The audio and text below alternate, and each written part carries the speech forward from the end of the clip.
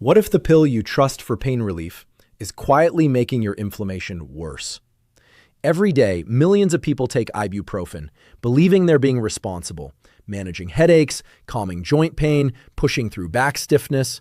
The pain fades, so it feels like a win. But here's the uncomfortable truth. When you shut off pain without shutting down the source, you don't heal, you suppress. Pain is not the enemy, it's the alarm. And if you keep cutting the wires to the alarm system, the fire doesn't disappear, it spreads. Slowly, silently, deeper into your cells, into your mitochondria, your gut lining, your immune defenses. Now here's where this gets interesting. There's a natural compound, curcumin, the active ingredient in turmeric, that has been shown to influence 4 major inflammatory switches in the body. Not just dull the signal, influence the switches. But even that's not the real breakthrough, because chronic pain isn't driven by what you think. It's fueled by 5 hidden root causes most treatments never address.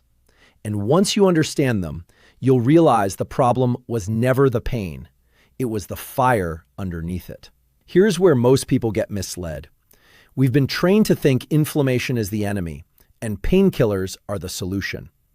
If a drug reduces inflammation markers and makes you feel better, then it must be fixing the problem. That's the narrative. But that's not how biology works. Most conventional approaches focus on blocking inflammatory pathways temporarily. NSAIDs, like ibuprofen, inhibit COX enzymes, which reduces prostaglandins, chemicals involved in pain and inflammation. And yes, that can reduce symptoms.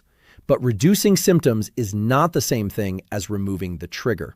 Imagine your ceiling is leaking water. Instead of fixing the broken pipe, you keep mopping the floor. That's what symptom-based treatment looks like. What's even more concerning is that chronic inflammation is rarely random. It doesn't just happen because you're aging. It's usually being driven by deeper metabolic dysfunction, the kind that builds silently over years. This is where curcumin becomes interesting.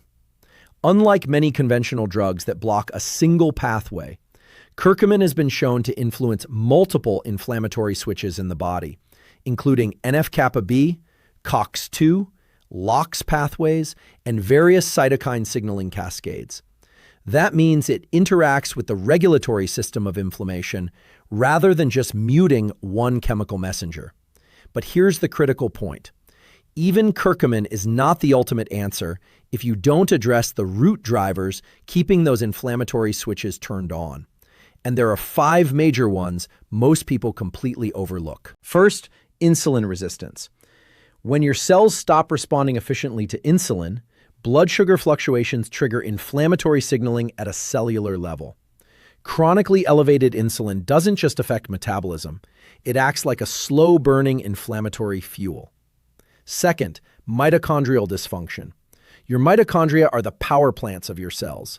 When they're damaged, from poor diet, toxins, chronic stress, or aging, they produce more reactive oxygen species.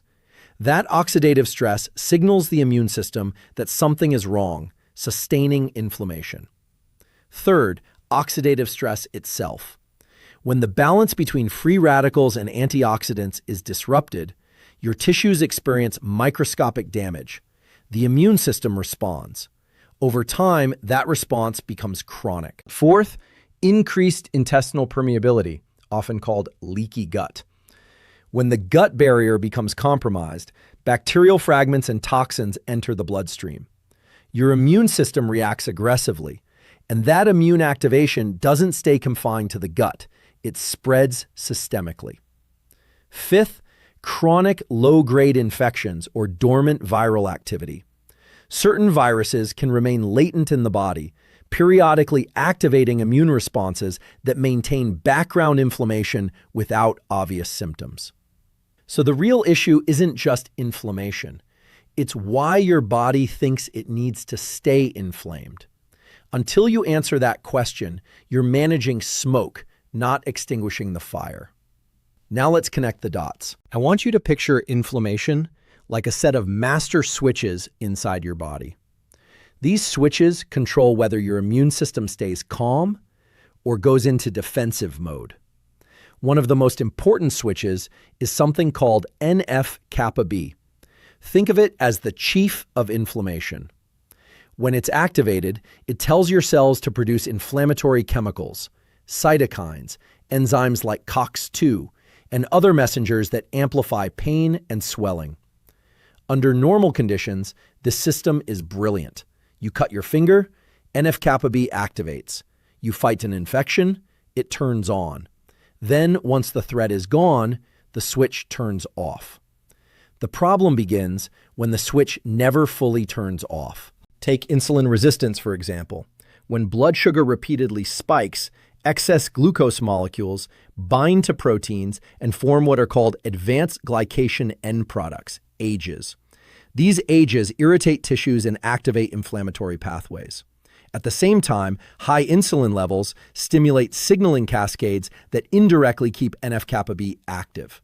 So even without an infection, your body behaves as if it's under attack.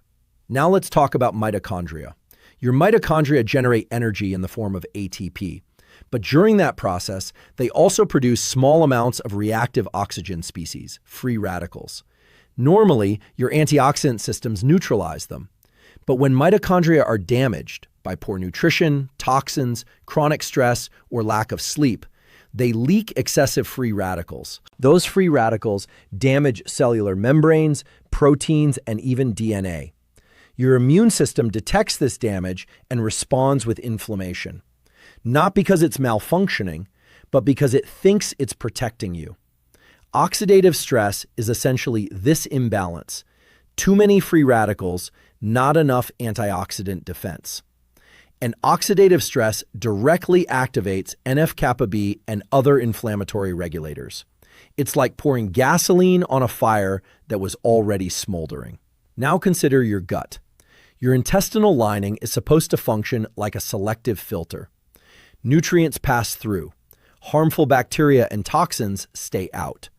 But when the gut barrier becomes compromised due to ultra-processed foods, alcohol, chronic stress, certain medications, microscopic gaps can form. Through those gaps, bacterial fragments such as lipopolysaccharides can enter your bloodstream.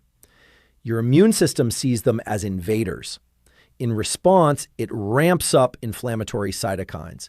And because your bloodstream circulates everywhere, that inflammation becomes systemic, affecting joints, brain, blood vessels.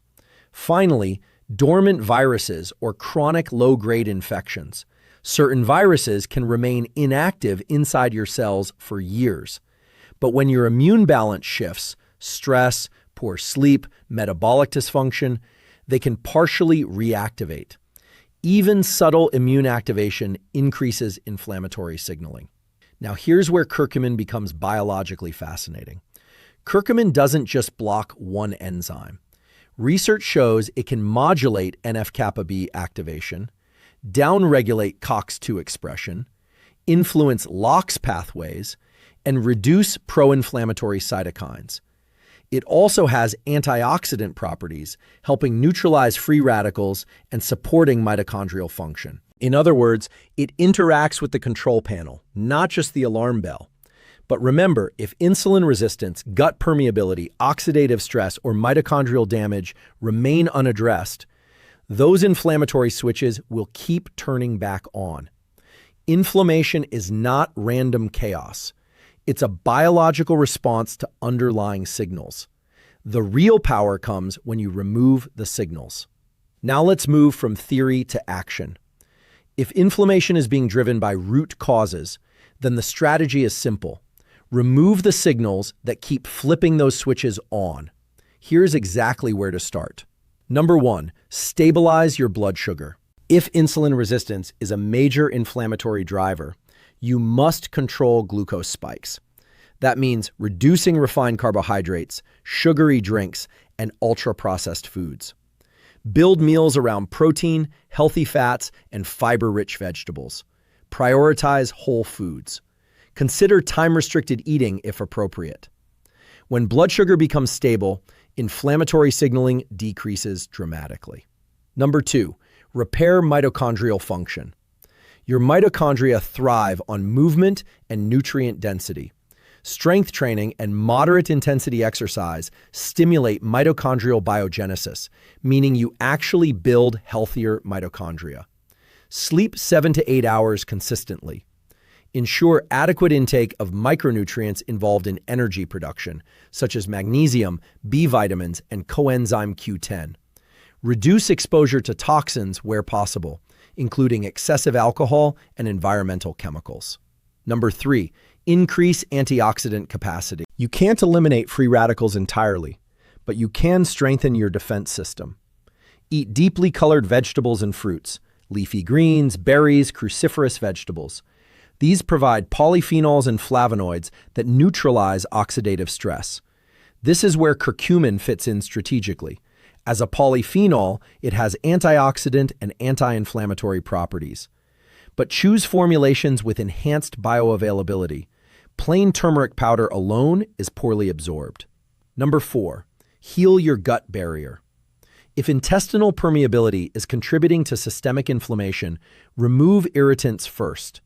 Limit ultra-processed foods, excess alcohol, and unnecessary NSAID use. Increase fiber gradually to support beneficial gut bacteria. Fermented foods may help restore microbial balance. In some cases, nutrients like glutamine or zinc can support gut lining integrity. Remember, a calm gut often means calmer joints and brain. Number 5, reduce chronic immune triggers. Manage stress intentionally. Chronic psychological stress elevates cortisol and disrupts immune regulation. Prioritize sleep. This is when immune recalibration happens. If you suspect chronic infections or viral reactivation, work with a qualified healthcare professional for proper evaluation rather than guessing. And here's the key mindset shift. Curcumin is not a magic bullet. It's a tool. The real transformation happens when you combine targeted nutritional support with metabolic repair, mitochondrial support, gut restoration, and lifestyle alignment. You don't silence inflammation. You make it unnecessary. That's how you turn off the fire instead of just muting the alarm. Now, if inflammation is the fire underneath pain, there's one condition where this fire becomes especially dangerous: cardiovascular disease. Because the same inflammatory switches we talked about today don't just affect your joints or muscles. They influence your arteries, your blood vessels, even plaque stability.